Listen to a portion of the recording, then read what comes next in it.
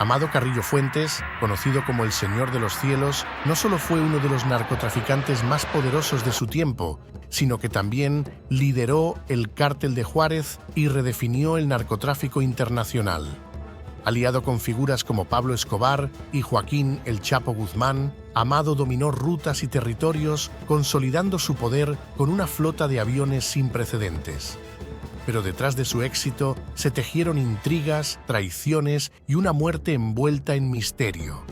Para el mundo de los narcos, las lealtades son frágiles y los enemigos implacables.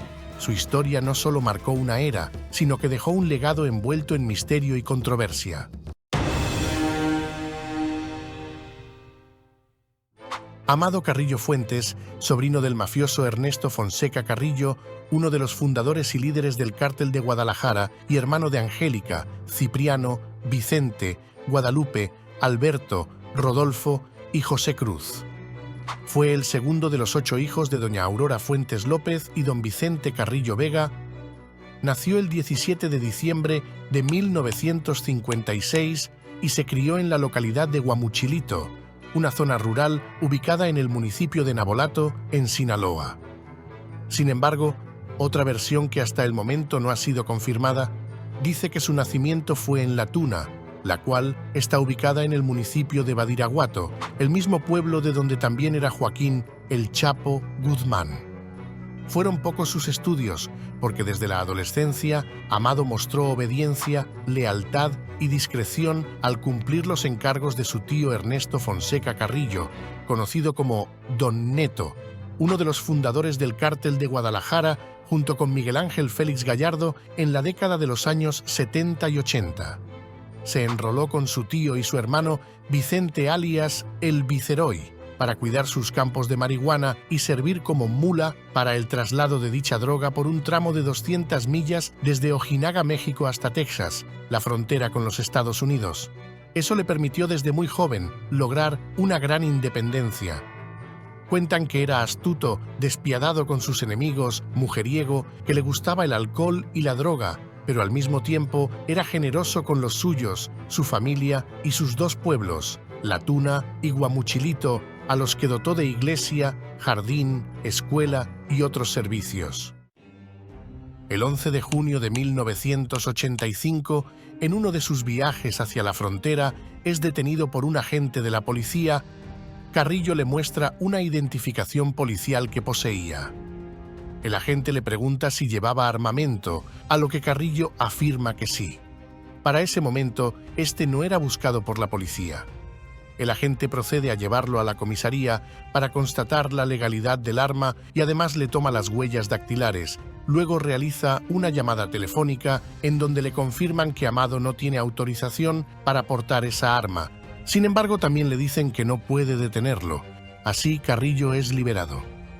Por otro lado, el agente, siendo inteligente, llama al puesto fronterizo y notifica lo ocurrido a uno de los oficiales, quien era un agente de aduanas experto en identificar narcotraficantes. Ya en territorio norteamericano, el agente logra entrevistarse con Carrillo y toma nota de sus rasgos y aspecto físico. Al final, le pide permiso para tomarle una foto, a lo que Carrillo acepta. En realidad, poco se sabía de él cuando comenzó a perseguirlo la policía. Solo tenía esa vieja fotografía y ni siquiera sabía su edad. En la frontera, Amado conoció a Pablo Acosta Villarreal, conocido con el alias de El Zorro de Ojinaga, con quien trabajó durante más de 10 años. Él controlaba el tráfico de mercancía en esa zona. Acosta, que trabajaba con el Cártel de Juárez, fue el segundo gran mentor que tuvo Carrillo Fuentes. Si Neto le había enseñado todo lo que sabía del negocio de la marihuana, Acosta lo instruyó en todos los secretos del tráfico de cocaína hacia los Estados Unidos. En 1985, su tío Neto cayó preso por las autoridades acusado del crimen de un agente de la DEA. Tan cercanos eran Carrillo Fuentes y Pablo Acosta, que lo vio morir en abril de 1987 por obra de Guillermo González Calderoni, quien para ese entonces era director de intercepción aérea, terrestre y marítima de la PGR, siendo acusado años después de proteger a narcotraficantes de diversas organizaciones. González lo rastreó, ubicó y le dio de baja. Supuestamente le pagaron $1 millón por aquella vuelta y, según fuentes oficiales, todo apuntaban a que Amado Carrillo sería el autor intelectual, ya que eso le daría el control del grupo narcotraficante que operaba en Ojinaga, el cual, más tarde, se convertiría en el famoso Cartel de Juárez, uno de los más poderosos en México y en el mundo entero. El mando del Cartel de Juárez pasa a manos de Rafael Aguilar Guajardo. Un expolicía de la Dirección Federal de Seguridad, ahora encabezaba las primeras operaciones de lo que sería el Cartel de Ciudad Juárez en Chihuahua. Aguilar, identificado como el dueño del Premier, un exclusivo centro nocturno de la Ciudad de México y cuya propiedad compartía con el empresario Gerardo Terrazas. Carrillo comenzó a hacer negocios con él, se ganó su confianza y consiguió que lo dejara manejar la droga que llegaba de Colombia y le compartiera todos sus contactos. En muy poco tiempo ya había desplazado a su socio en el envío de polvo blanco hacia los Estados Unidos. A finales de la década de los 80, Carrillo dejó Ojinaga y se asentó en Ciudad Juárez bajo el total anonimato. De acuerdo con la DEA, sumaba ganancias semanales de millones de dólares por el tráfico de alcaloides. Por aquellos años, también se ganó el apodo del Señor de los Cielos por transportar hasta 6 toneladas de drogas en uno de sus aviones.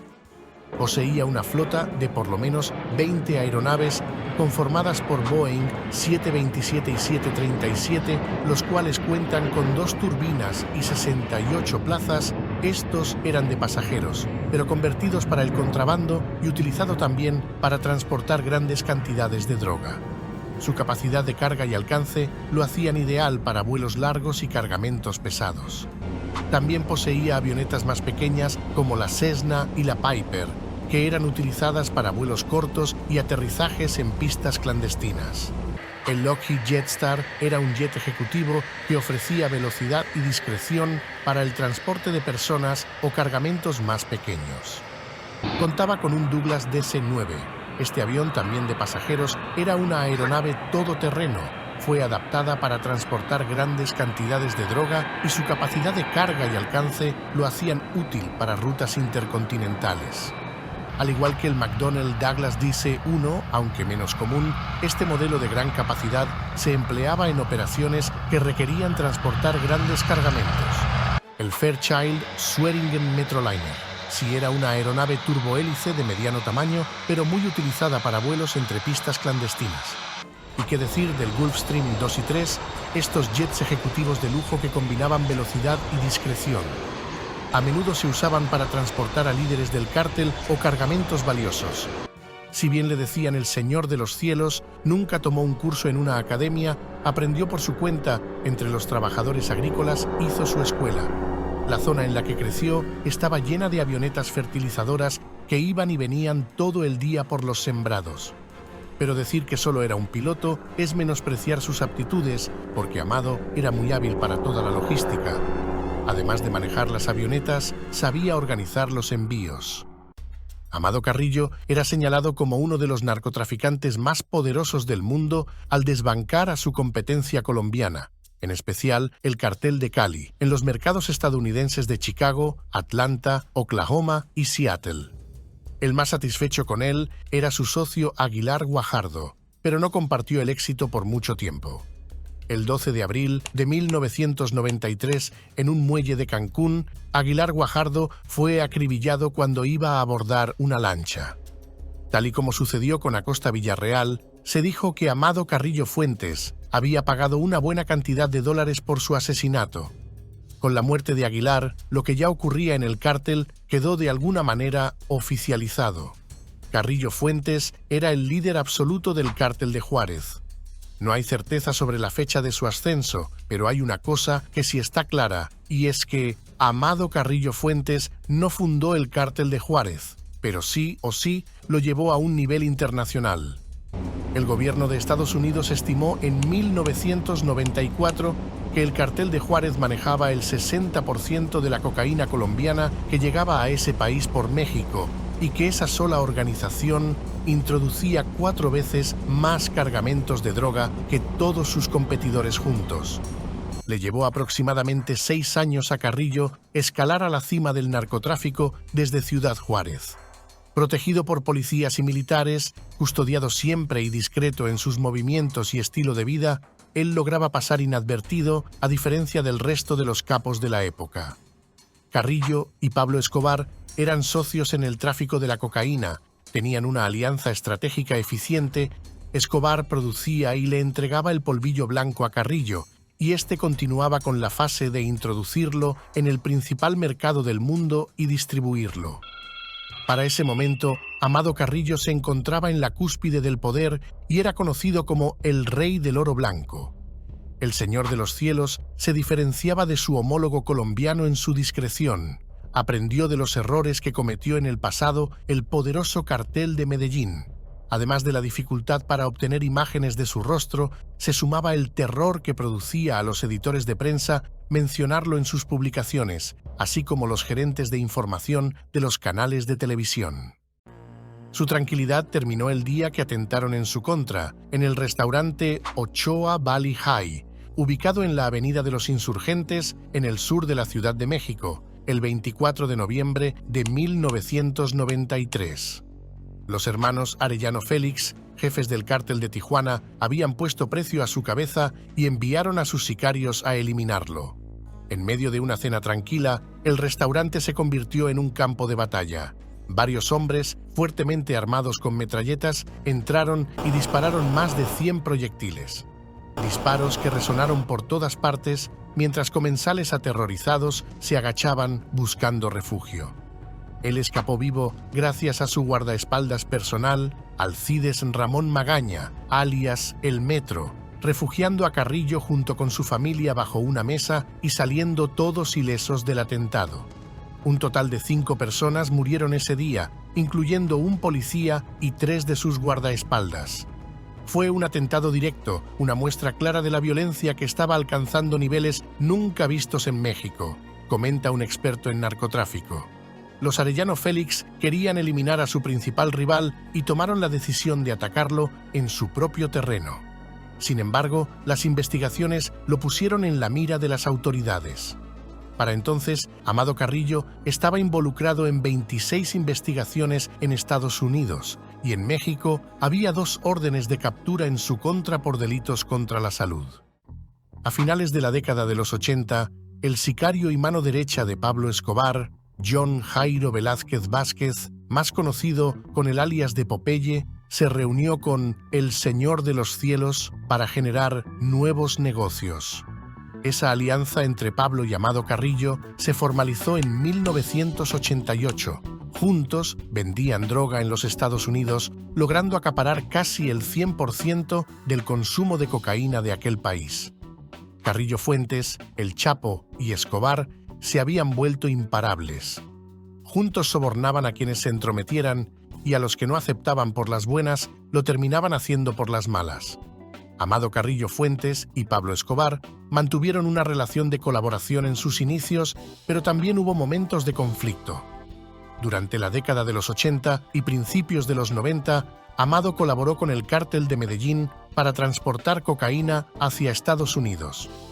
Utilizando su flota de aviones, Carrillo ayudaba a mover grandes cantidades de droga, consolidándose como un aliado clave en la logística de Escobar. El Señor de los Cielos fue fundamental para diversificar las rutas de tráfico aéreo, incrementando las ganancias de ambos cárteles. En 1991, tras la captura y encarcelamiento de Pablo Escobar, Carrillo Fuentes, en complicidad con el Cartel de Cali, presuntamente robó alrededor de 12 toneladas de cocaína que pertenecían a Escobar. Esto ocurrió mientras el patrón estaba en prisión en la catedral y su poder comenzaba a mermar. Este robo marcó un quiebre en la relación. Aunque no se registran enfrentamientos directos entre ellos debido a las circunstancias geográficas y operativas, este acto fue un claro desafío al liderazgo y control de Escobar. Tras la muerte de Pablo en 1993, Amado Carrillo consolidó aún más su poder, convirtiéndose en uno de los narcotraficantes más influyentes de su época. Aprovechó la caída del Cártel de Medellín para fortalecer su control sobre las rutas de tráfico hacia Estados Unidos y expandir su imperio en México. Aunque compartieron un periodo de cooperación, las tensiones surgidas en los últimos años de Escobar evidencian las complejas y cambiantes alianzas en el mundo del narcotráfico. Sin embargo, en el mundo de los narcos, los acuerdos y las alianzas nunca duran demasiado. Por muertes y negocios, el Señor de los Cielos y el Chapo Guzmán quedaron a la cabeza, y el cartel de Juárez seguía siendo el principal proveedor del oro blanco. Si bien había problemas internos, atentados y cambios, él se mantuvo siempre vigente. Con los años, una llamada anónima sacudió la realidad de México. En esa comunicación se decía que Amado Carrillo había sobornado al general José Jesús Gutiérrez Rebollo para trabajar en paz en esas tierras. A la par de la denuncia, aparecieron fotos y documentos que confirmaban lo dicho. Así, México supo que las fuerzas de seguridad cuidaban más a los narcos que a la sociedad. El general fue preso, y luego el gobierno estadounidense presionó al Estado mexicano para capturar a Carrillo. Fue entonces cuando todo comenzó a desmoronarse. El general Gutiérrez Rebollo se había ganado la fama de hombre enérgico, inflexible y dispuesto a acabar con el imperio del Señor de los Cielos hasta que la DEA descubrió que formaba parte del entramado institucional del capo, razón por la que fue imputado y sentenciado a 31 años, 10 meses y 15 días de prisión. La unión entre Carrillo y Rebollo hizo posible la progresiva sustitución de la ciudad de Medellín por la ciudad de Juárez como la capital mundial del tráfico de cocaína, así como las vinculaciones con políticos y militares en instituciones a ambos lados de las orillas del Río Grande. Amado Carrillo Fuentes era conocido por gastar millones de dólares en sobornos. Sus ramificaciones se extendían desde políticos hasta oficiales del ejército mexicano encargados de su persecución. Era un hombre violento cuando necesitaba serlo. Se le atribuyen más de 600 homicidios en su paso por el cártel de Juárez. La DEA, además, ofrecía 5 millones de dólares por información que llevara a su detención. Así fue como su nombre empezó a llamar fuertemente la atención de las autoridades, que comenzaron la búsqueda para dar con su captura. Por eso, Amado Carrillo decidió huir a Sudamérica, donde quiso continuar con el negocio de las drogas. Para ese entonces, Argentina no contaba con una legislación clara sobre el lavado de dinero, y Carrillo Fuentes aprovechó la situación. A fines de diciembre de 1996, un acaudalado empresario mexicano aterrizó en Buenos Aires junto con su esposa y un grupo de guardaespaldas. Al salir del aeropuerto internacional de Ezeiza, la pareja fue recibida por un grupo de asistentes. La comitiva abordó varias camionetas de lujo y se dirigió rumbo al hotel Hyatt de Recoleta. Juan Arriaga Rangel, casado en segundas nupcias con Sonia Barragán y padre de 8 hijos, se quedó en la habitación presidencial. Ahí, el empresario, amante del coñac fino y el whisky, celebró la Navidad y el Año Nuevo. El mexicano de ojos verdes paseó por Buenos Aires sus trajes Versace, camisas hechas a medida, con sus uñas manicuradas y el prolijo bigote recortado. Aprovechó para hacer un viaje express a Punta del Este, el balneario uruguayo preferido por los argentinos ricos y exhibicionistas. Le gustó tanto la zona que se compró una casa. En sus idas y vueltas a la capital argentina y en la calle más costosa del país sudamericano, donde comparten espacio marcas de alta gama como Hermès y Prada, compró por $350.000 un lujoso apartamento de 180 metros cuadrados sobre la avenida Alvear en Recoleta, y en solo la decoración pagó $15.000 en efectivo. Para movilizarse junto con su gente, adquirió 5 camionetas de lujo.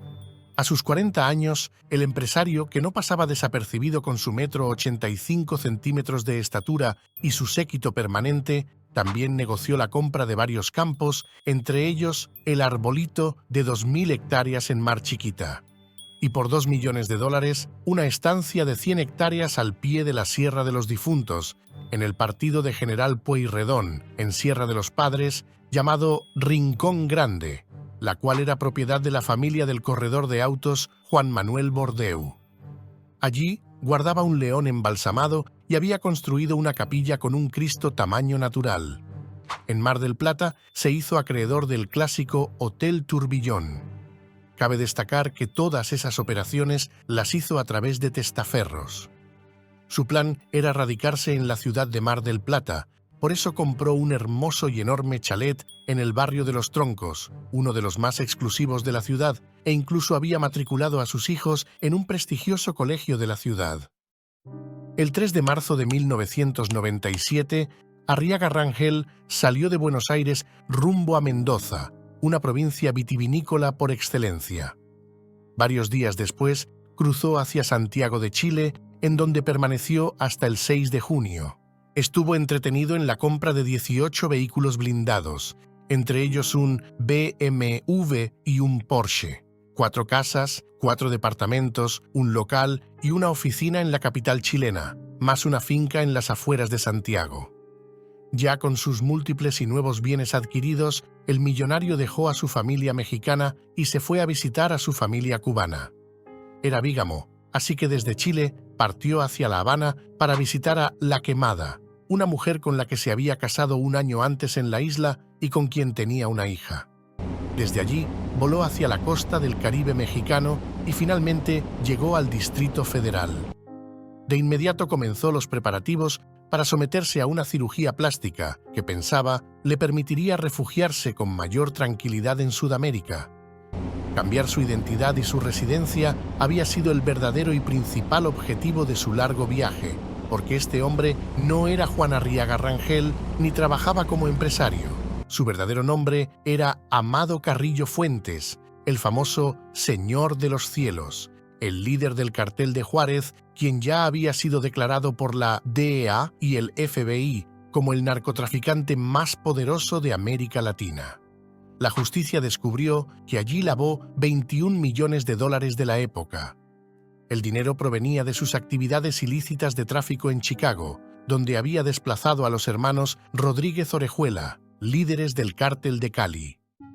El 3 de julio de 1997, al Hospital Santa Mónica, ubicado en Polanco, una de las zonas más exclusivas de la Ciudad de México, llegó Amado Carrillo Fuentes bajo el nombre de Antonio Flores Montes, para someterse precisamente a esas intervenciones quirúrgicas. El Hospital Santa Mónica es conocido por atender a pacientes de alto perfil y ofrecer servicios especializados. Su carácter privado y la discreción de sus servicios lo convierte en un lugar atractivo para figuras influyentes que deseaban mantener un perfil bajo. Las operaciones estuvieron a cargo del otorrinolaringólogo Jaime Godoy, el médico Carlos Ávila y el reconocido cirujano plástico colombiano Ricardo Reyes. Durante más de 8 horas, Carrillo fue intervenido quirúrgicamente. En medio de la operación, algo no salió como estaba previsto y el Señor de los Cielos falleció. En el informe oficial se declaró que durante la autopsia se halló la presencia residual de dormicum, un agente farmacológico de tipo anestésico, lo que indica que habría sufrido un paro cardiorrespiratorio por exceso de anestesia. Al día siguiente, a las 6 de la mañana, su deceso fue declarado. A la edad de 40 años, en la habitación 407 y completamente solo, uno de los narcotraficantes más importantes del mundo moría por una intervención quirúrgica.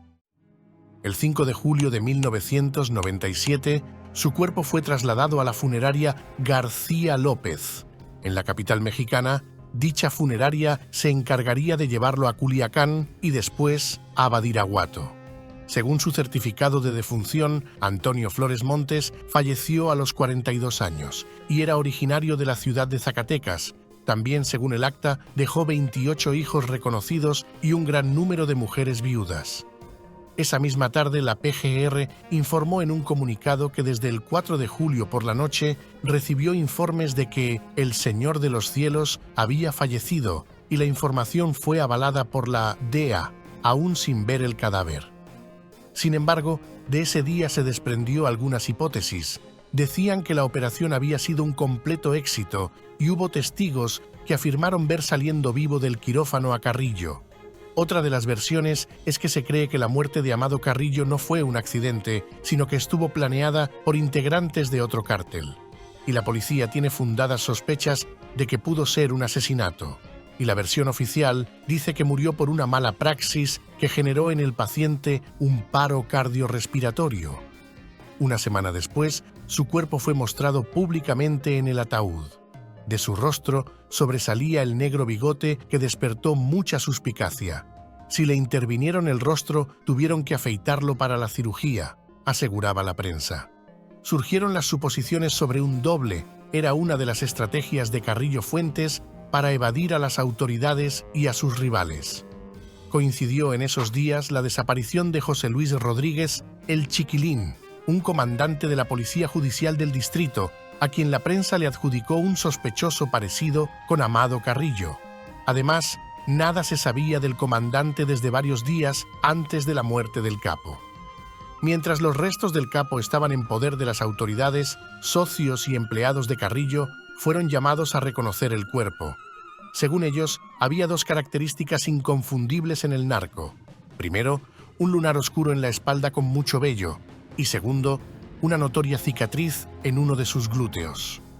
Obviamente, el cadáver expuesto no tenía ninguna de estas marcas.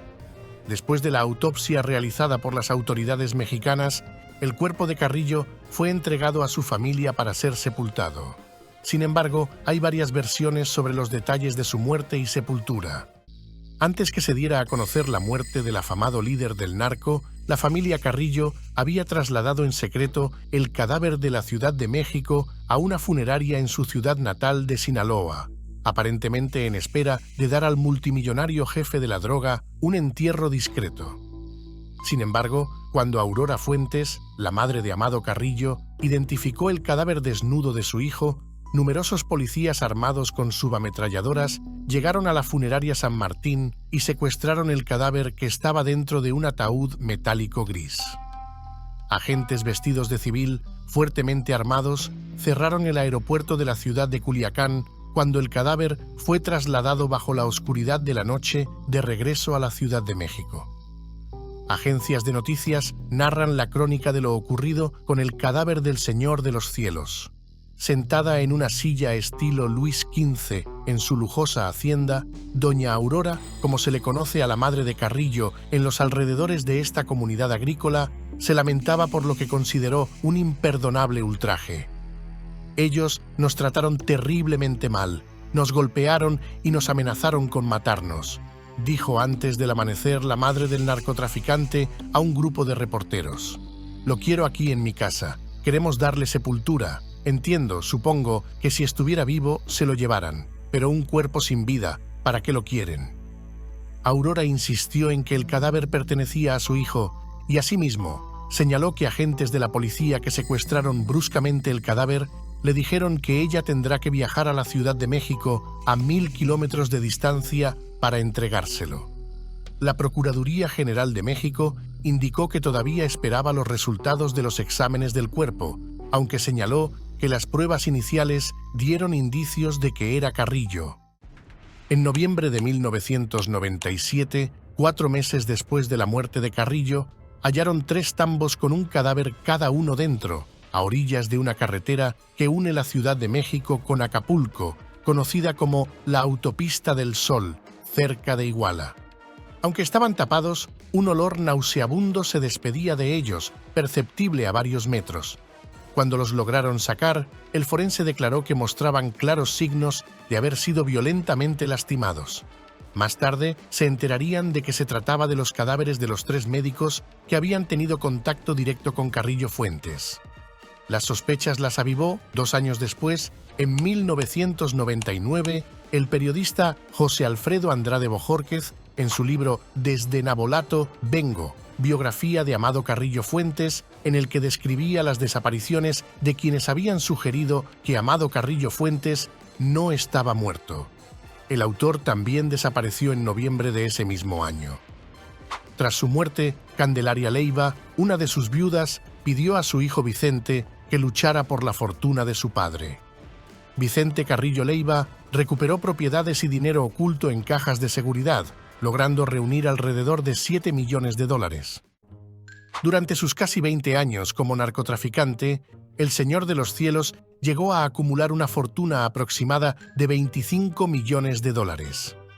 En junio de este año, el gobierno de la Cuarta Transformación subastó la llamada Casa Cráter, una lujosa casa en Jardines del Pedregal, Ciudad de México, que perteneció al Señor de los Cielos. La propiedad, con más de 3.000 metros cuadrados valuada en casi $3 millones, cuenta con una piscina techada, 9 habitaciones, 3 jacuzzis, saunas y un salón de fiestas. Es uno de los bienes más valiosos en poder de las autoridades mexicanas. El nuevo emporio de Ciudad Juárez, que se había convertido en la mayor distribuidora de cocaína del continente, quedó en manos de una junta directiva conformada por los hermanos Vicente Carrillo, alias El Viceroy, Rodolfo Carrillo, alias El Niño de Oro, y su hermana Angélica Carrillo. Y por otro lado, Ismael El Mayo Zambada y Joaquín El Chapo Guzmán Loera.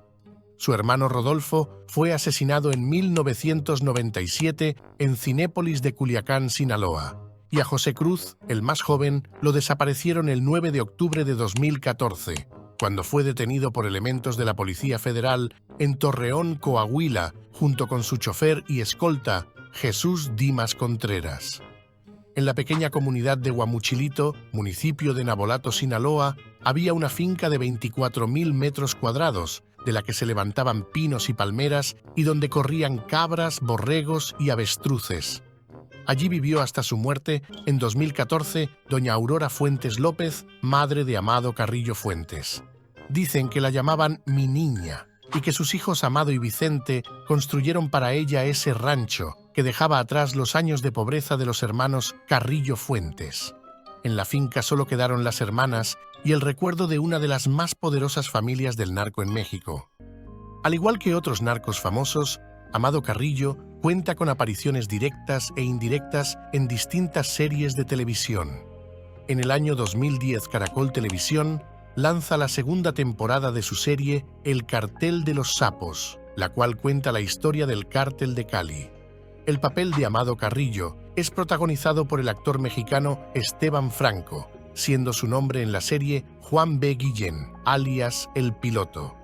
Y en el año 2013, la cadena televisiva Telemundo produjo la serie El Señor de los Cielos, la cual cuenta con Rafael Amaya como protagonista. Amado Carrillo aparece bajo el seudónimo de Aurelio Casillas. A pesar de su muerte, el mito de Carrillo Fuentes perdura. La leyenda de un hombre que manejó una de las organizaciones más poderosas del narcotráfico y que supuestamente logró burlar la muerte sigue viva en la cultura popular, alimentada por relatos de conspiraciones y canciones que glorifican su figura. Así, la sombra de Amado Carrillo continúa proyectándose sobre el mundo del narcotráfico como un recordatorio de su influencia y de los enigmas que dejó tras de sí. Gracias por acompañarnos. No olvides suscribirte y activar la campanita. Si te gustó esta historia, no te pierdas el próximo video que te hemos dejado en pantalla. Haz clic y sigue explorando todo lo que tenemos para ti.